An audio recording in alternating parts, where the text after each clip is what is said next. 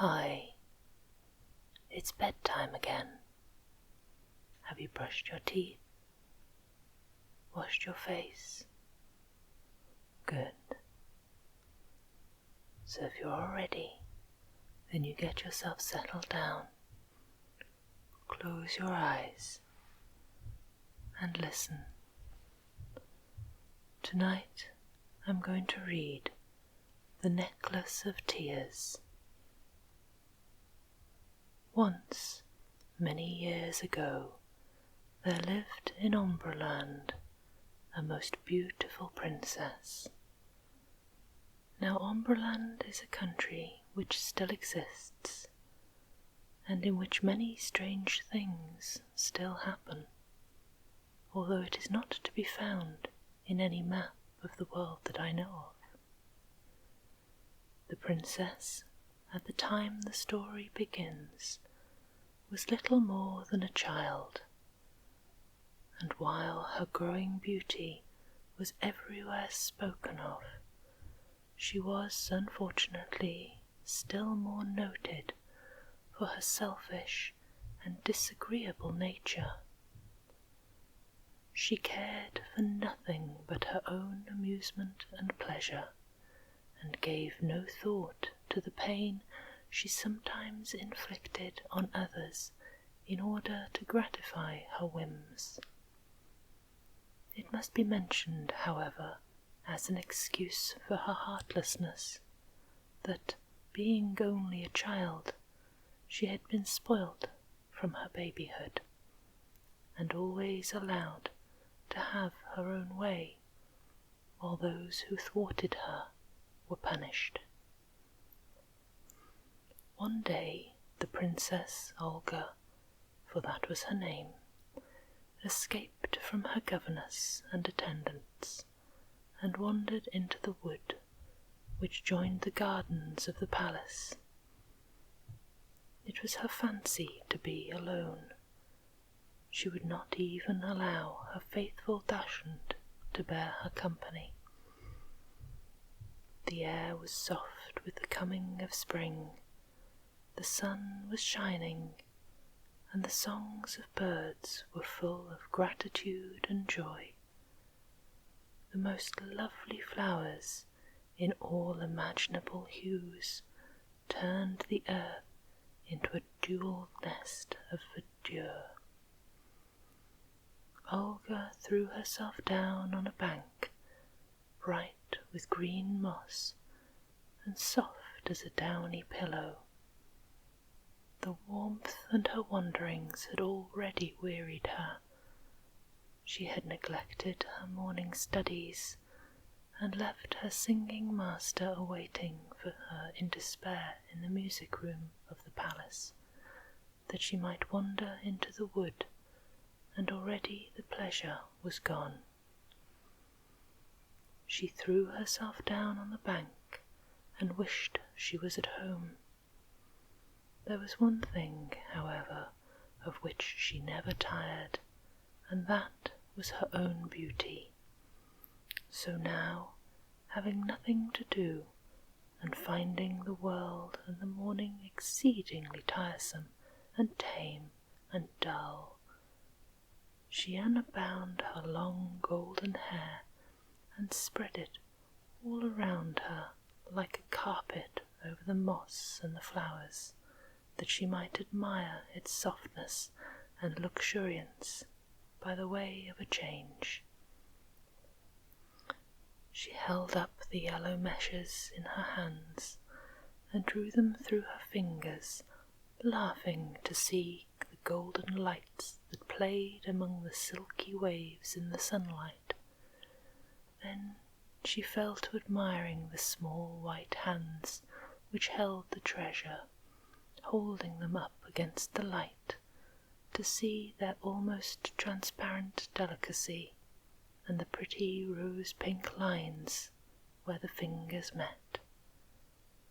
Certainly she made a charming picture, there in the sunshine among the flowers, the picture of a lovely innocent child, if she had been less vain and self-conscious.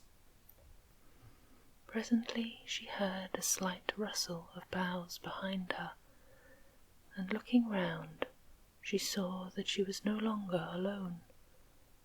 Not many paces away, gazing at her with admiring wonder, stood a youth in the dress of a beggar, and over his shoulder looked the face of a young girl, which Olga was forced to acknowledge was as lovely as her own.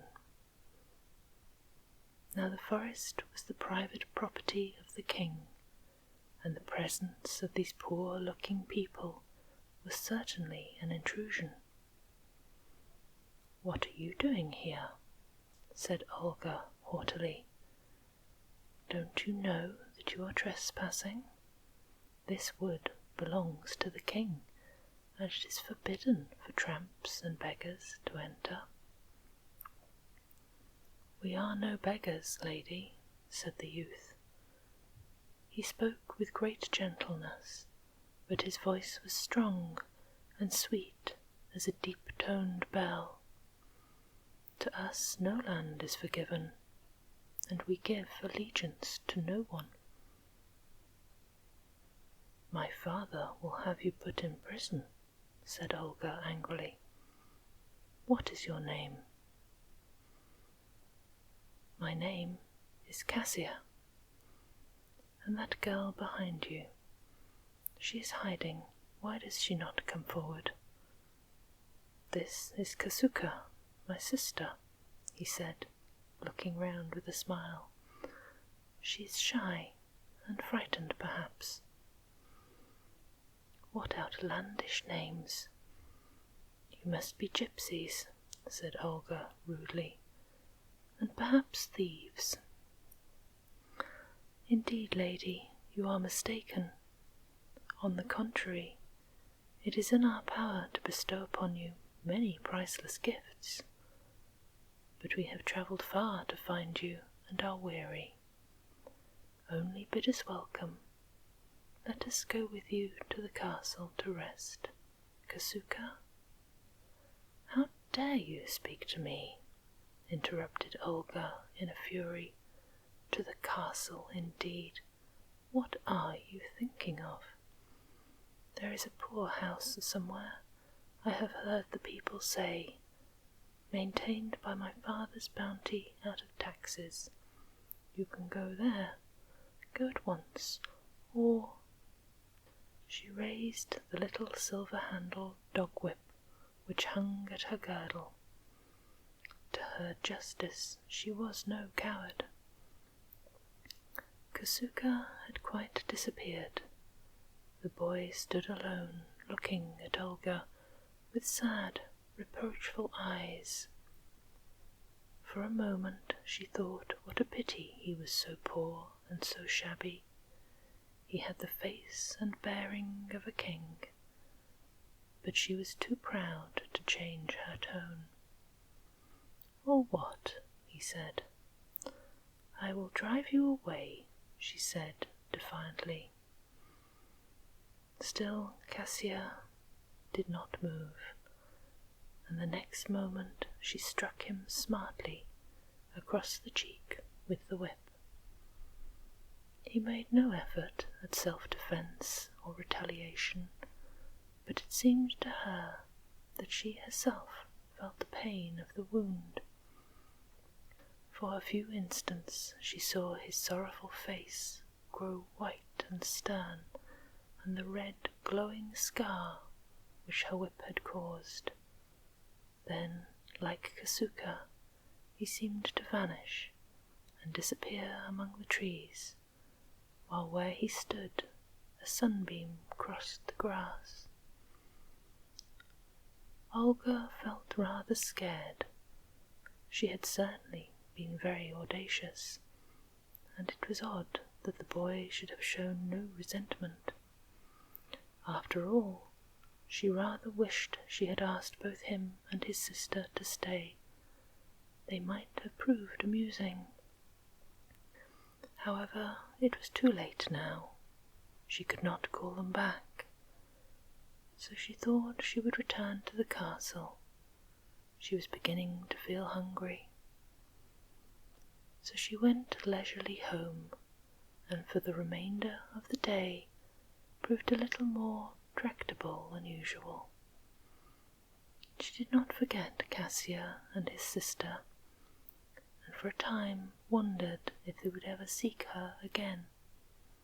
But the months went by, and she saw them no more.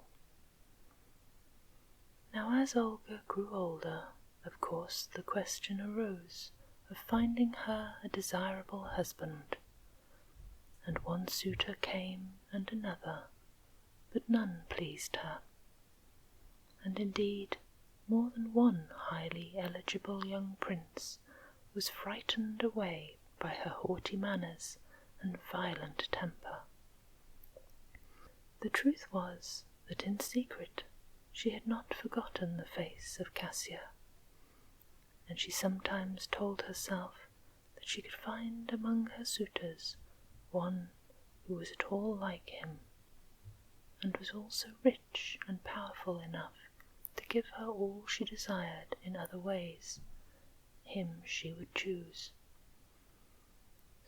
Cassia was certainly very handsome, in spite of his beggar's clothes, and suitably dressed he would have been quite adorable.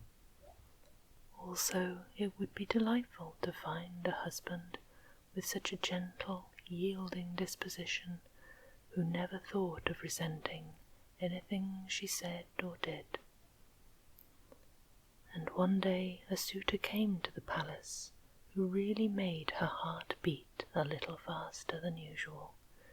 He was so like the lost Cassia, but unfortunately he was only the younger son of a royal duke, and could offer her nothing better than a small, insignificant principality and an income hardly sufficient to pay her dressmaker's bills. So it was no use thinking about him, and he was dismissed with the others. Olga's father began to think his daughter would never find all she required in a husband, but remain forever at the ancestral castle. As every year she grew more disagreeable, the prospect did not afford him entire satisfaction. At length, however, appeared a powerful prince, who peremptorily demanded her hand. He was a big, strong man, and carried on his wooing in such a masterful manner that even Olga was a little afraid of him. At the same time he loaded her with jewels and beautiful presents of all kinds, brought from his own country. He was said to possess fabulous wealth, and partly because she feared him, and partly because of her pride and ambition, haughty Olga surrendered and promised to become his wife. Having once gained her consent, Hazel would brook no delay. The date was immediately fixed, and the grandest possible preparations made for the wedding. No expense was spared, innumerable guests were invited, while those less favoured among the people came from far and near to see the bride's wedding clothes and to bring her presents. The King of Omberland was forced to add a new suite of rooms to the castle to contain the wedding gifts and display them to the best advantage. Such a sight as the bridal train had never been seen before, for it was spangled all over with diamonds so closely that Olga, when she moved, looked like a living jewel, and her veil was sprinkled with diamond dust which sparkled like myriads of tiny stars. The evening before the wedding, Olga sat alone in her chamber, thinking of the magnificence that awaited her, also a little of Hazel, her bridegroom. She had that day seen Hazel in a passion punish with his own hands a servant for disobedience, and the sight had displeased her. It had been an ugly and unpleasant exhibition, but worse than that, the sight of the poor man's wounds had recalled that livid mark across the fair cheek of Cassia, which she herself had wrought. The boy's gentle face, which had become so stern when they parted, the laughing eyes of Kasuka, quite haunted her tonight. She thought she would like to make amends for her rudeness. If she knew where they were, she would ask brother and sister to her wedding. And just as she was so thinking, a soft tap sounded at the door, and before she could ask who was there, she thought it must surely be the Queen, her mother, come to bid her a last good night, and felt rather displeased at the interruption. The door opened, and a stranger entered. Olga saw a tall figure, draped from head to foot in a soft darkness that shrouded her like a cloud, obscuring even her face. "Who are you?" said Olga, "and what do you want in my private apartments? Who dared admit you without my leave?" "I asked admittance of no one, for none can refuse me or bar my way," answered the stranger in a voice like the sight of soft winds at night. "My name is Kazuhama. I am the foster sister of Kasuka and Cassia, of whom you were just now thinking, and I come to bring you a wedding gift." She withdrew her veil slightly as she spoke, and Olga saw a pale, serene face, sorrowful in expression, and framed with snow-white hair, but yet bearing a likeness that was quite a memory to Cassia and Kasuka. "I wish," said Olga petulantly, "that Cassia had brought it tomorrow and been present at our feast. I would have seen that he was properly attired for the occasion. Your sad face is hardly suitable for a wedding feast. Shall I ever see him again?" "As to that, I cannot answer," said Kazuhama gravely, "but your wedding is no place for either him or Kasuka. As for me, I go everywhere. I am older in appearance than the others, you see, though in reality it is not so. But that is because they have immortal souls, and I have none. The time will come when I must bid them farewell. We but journey for a time together." The air of the room seemed to have become strangely chill and cold, and Olga shivered. "I am tired," she said, "and I wish to rest. Will you state your business and leave me?" Experience had made her less abruptly rude than when she had dismissed Cassia in the wood. Also this cold, pale, soulless woman struck her with something like awe. "Yes, I will say farewell to you now. In the future you will know me better, and perhaps learn not to fear me, but I will leave you with the present I came to bring." She held out a necklace of pearls, more wonderful than even Olga had ever seen. They were large and round, lustrous and fair, but as Olga took them in her hand, it seemed to her, in their mysterious depth, each jewel held imprisoned a living soul. "Wear them," said Kazuhama. "By them you will remember me." Almost involuntarily, Olga raised her hands and fastened the necklace around her slender throat. The clasps just met, and the pearls glistened like dewdrops on her bosom, or were they tears? But in the centre of the necklace was a vacant space. "There is one lost," she said. "Not lost, but missing," answered Kasuhama softly. "One day the place will be filled, and the necklace will be complete." And with these words she waved her hand to Olga, and drawing her dusky veil around her, quitted the room as quietly as she had entered.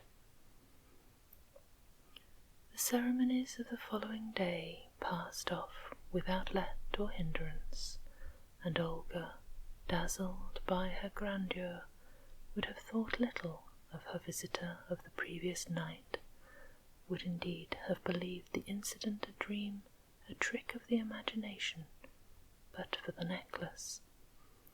It still encircled her throat, for her utmost efforts proved unavailing to unfasten the clasps, and everyone stared and marvelled at the wonderful pearls, which seemed endowed with a curious fascination. Only Prince Hazel was displeased, for he could not bear his bride to wear jewels, not his gift, and that outshone by their lustre any he could produce. Also he was jealous of the unknown giver. When the wedding was over, and they were travelling away to the distant castle where the first weeks of Olga's new life were to be spent, he tried to take the jewels from their resting place. Olga smiled, for she knew that even his great strength would be unavailing, and so it proved. And although on reaching their destination Hazel sent for all the court jewellers, neither then nor any other time could the most experienced among them loosen Kasuhama's magic gift from its place.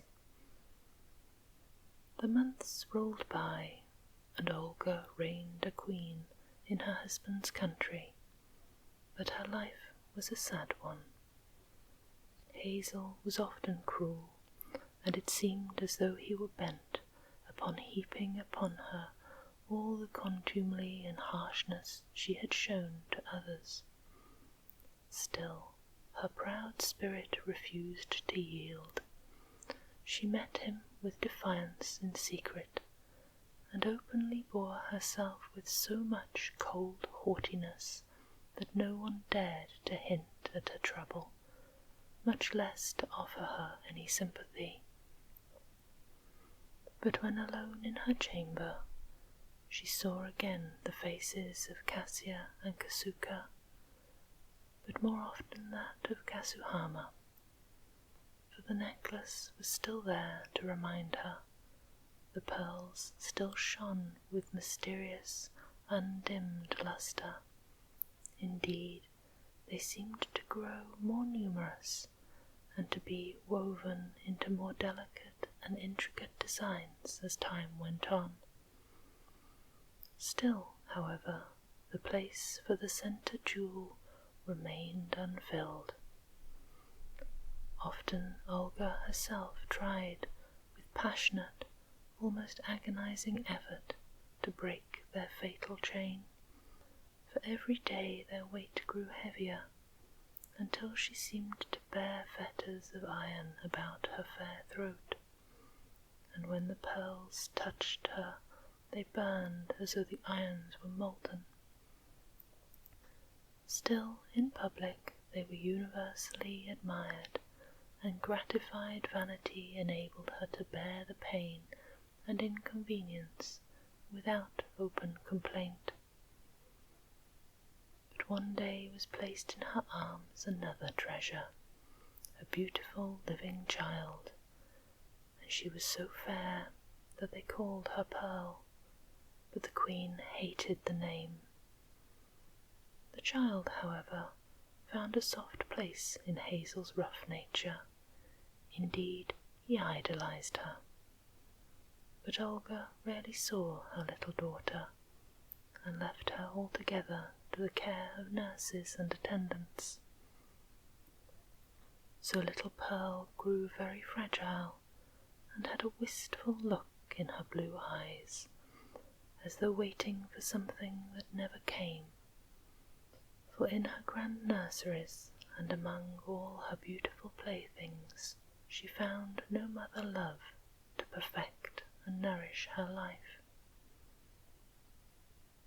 And all this time Olga had seen no more of Cassia or Kasuka, had indeed almost forgotten what their faces were like. But one night, at the close of a grand entertainment, she was summoned in haste to the nursery. The court physician came to tell her that little Pearl was ill. Olga was very weary. Never had the necklace seemed so heavy a burden as that night, or the court functions so endless. She rose, however, and followed the physician at once. Hazel, the king, was far away, visiting a distant part of his great territory. He would be terribly angry if anything went wrong with little Pearl during his absence.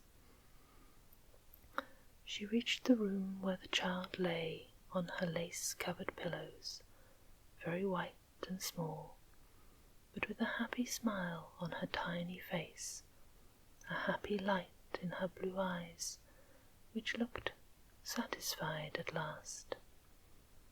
But Olga knew that the smile was not for her, that the child did not recognize her, would never know her any more. Someone else stood beside the couch, a stranger, with bent head and loving outstretched arms, and the little Pearl prattled in baby language of playthings and flowers and sunlight and green fields. Olga drew near and watched, helpless and terrified, with a strange despair at her heart. And soon the little voice grew weaker, but the happy smile deepened as the blue eyes closed. There was a great silence in the nursery. The stranger lifted the little form in his arms, and as he raised his head, Olga saw his face, and she knew that it was Cassia come at last, for across his cheek still glowed the red line of the wound which her hand had dealt many years before. His eyes met hers with the same stern sadness of reproach as when they had parted. Then she remembered no more. When the queen recovered from her swoon, they told her that her little daughter was dead, but she knew that Cassia had taken her. She said no word, and showed few signs of grief, but remained outwardly proud and cold, though her heart was wrung with a pain and fear she could not understand. She was full of wrath against Cassia, who, she thought, had taken this way of avenging the old insult she had offered him, yet the sorrowful look in his eyes haunted her. The pearls about her neck pressed upon her with a heavier weight, and in her sleep she saw them as in a vision, and in their depths she discerned strange pictures, faces she had known years ago and long since forgotten, the faces of those whom her pride and harshness had caused to suffer, who had appealed to her for love and pity and were denied.